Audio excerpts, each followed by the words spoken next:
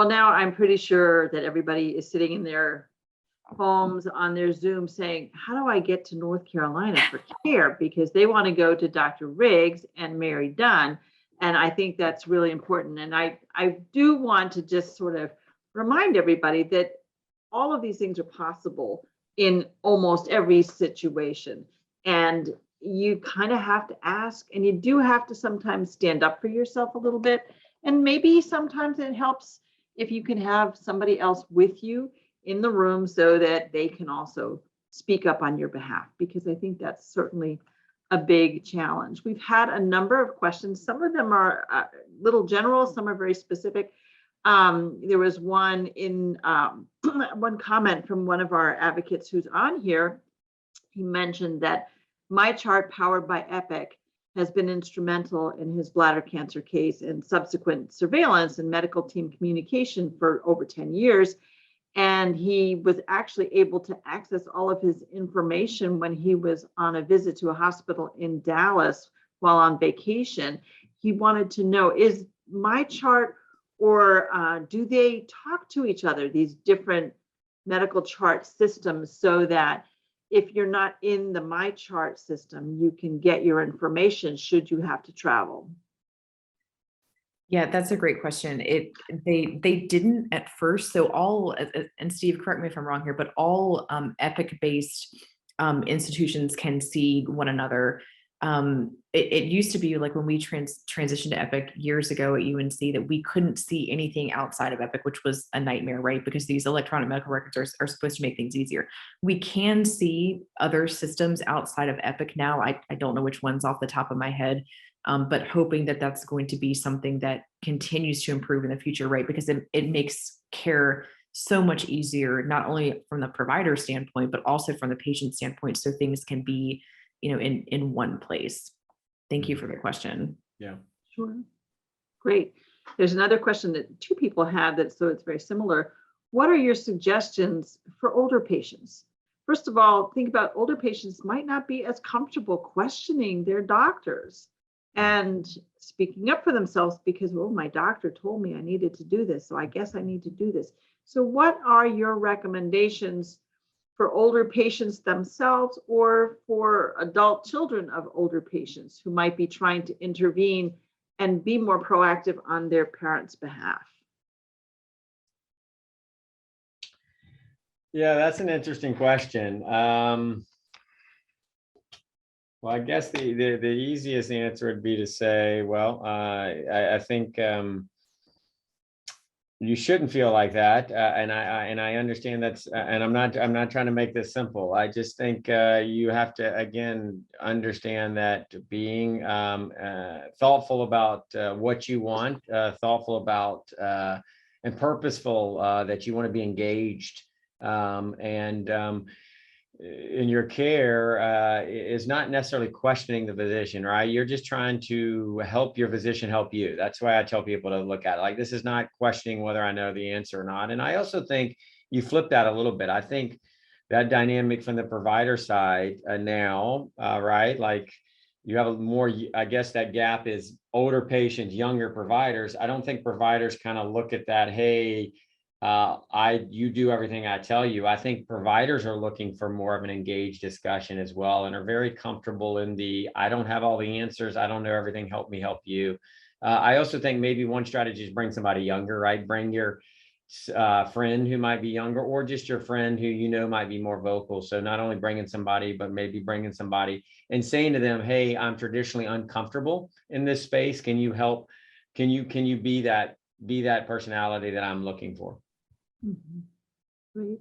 So also in that population, and you face some challenges with technology. Mm-hmm. You both pointed out some great resources. Obviously, Beacon has a lot of resources for patients and their families, but what about some of the things that require them to interface with you through technology and they're clueless? What do you do then? Paper. The old-fashioned way. I miss documenting with pen and paper. I'm an old soul. So I'll have like, so a lot of my patients who are older, who are not, and even younger patients who aren't tech savvy or don't have access to technology, we always have to think about these access issues as well. We give folks, when they come to the cancer center, a kind of a generic cancer notebook, and then we kind of put the beacon stuff in it. And I tell them, if this is your preferred method of hanging on to information, keep this, bring it with you to every visit. We can print off your lab results. We can print off your visit summaries and just kind of keep it organized that way. I'm a big fan of the paper, even though people yell at me for printing too much. Sorry, old soul. Yeah, that's a great question. I think, I think the number one thing I tell people is you need to be clear that you don't want to write. That's like communication. The biggest problem with communication is the assumption that it's occurred. You don't want your physician and your physician's team, who may favor internet, my chart, right? I mean, every EMR has a portal, email. If you don't do that, you need to be upfront. Like, that's a barrier. So number one, I'd say you need to recognize that barrier. We have people who come long distance who have no internet, right? You can only speak to them on the phone. So we do a lot by phone, phone visits around that. I think also within that, you need to say, hey, the phone visit's not working for me. I need to come in. And I think sometimes we feel easier in 2022 not coming in for a visit or doing it virtual, or people like that. I think that works bi-directional. Like, the physician has to try to understand when a phone or a virtual visit is not appropriate, and you need to say, time out. I just can't get what I need out of this. I need to go in person.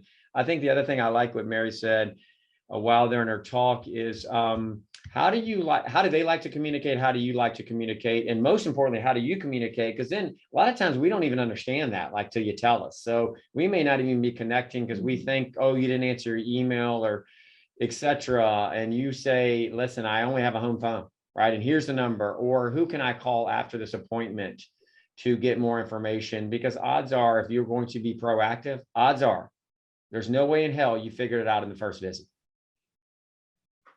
Yeah, sometimes you just have to digest it all and just sit with it for a little bit. But then again, when you're given a diagnosis like cancer and bladder cancer, you don't feel like you have time to sit with it. So you just get really a little bit, I think many patients get a little excited, a little anxious at the same time.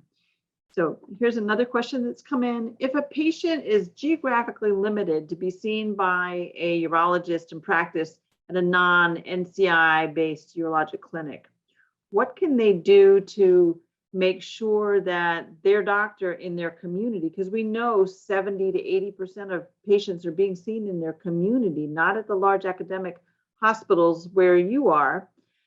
How do we make sure that they get what they need to have in those community centers? What is your suggestion for them?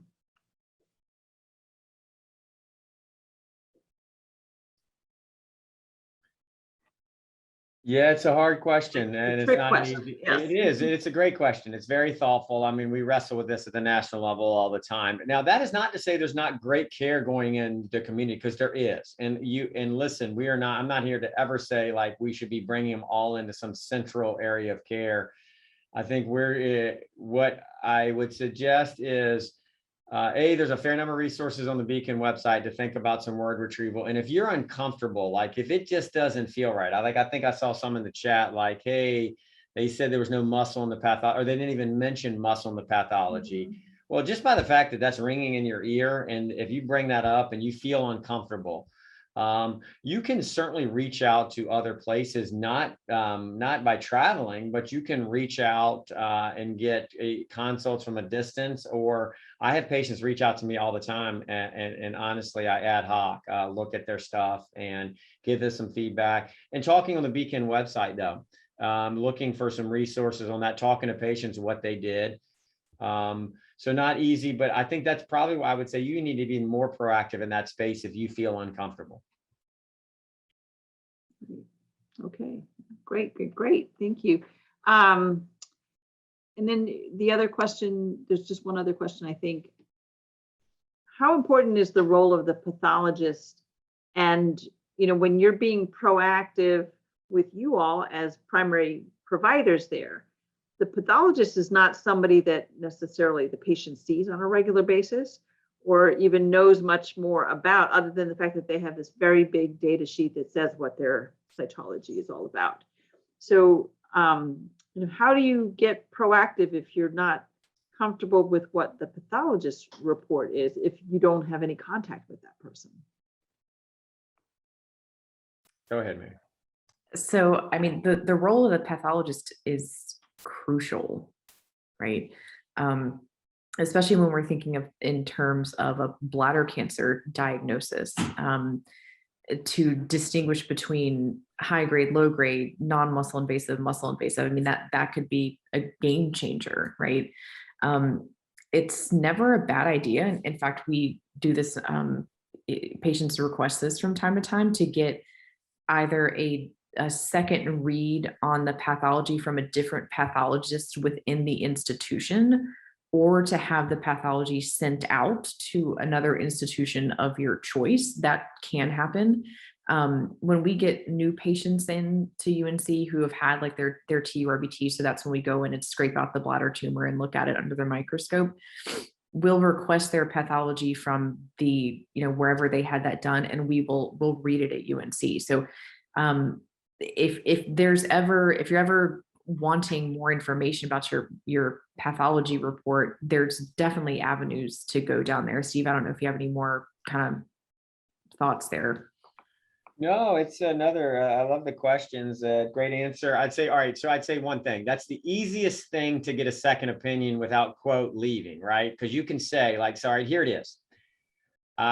Would you be okay sending my pathology for a second look? Right now, you've empowered the physician, right? You've already laid it out there. It's going to be very easy. If they ask you where to send it, well, you can look on the Beacon website. You can name just the closest academic center. I mean, again, this has been a little bit prepared for that. I think that's important. It's also, I will comment, it's a little bit near and dear to my heart. I've done a fair amount of research in this area. There's not an insignificant discrepancy rate between what one pathologist says and what the next says, assuming that the next is kind of considered the expert. So my point being that that's never a wrong answer. And I would suggest, if I was in the rural setting, if I was in a small community, I think you should put that down on your box and ask for that. You don't have to go anywhere to do that. They send the slides, they send them back. You're checking the box there. So the providers aren't going to feel a little insulted that they're being asked to do this again, because I think that's part of the anxiety from a patient perspective. I don't want them to think badly about me, and or maybe then they won't take good care of me. There's lots of things that go through people's minds, and that was certainly something that came in as a question. But it's not a bad thing for asking for a second pathology read or anything like that.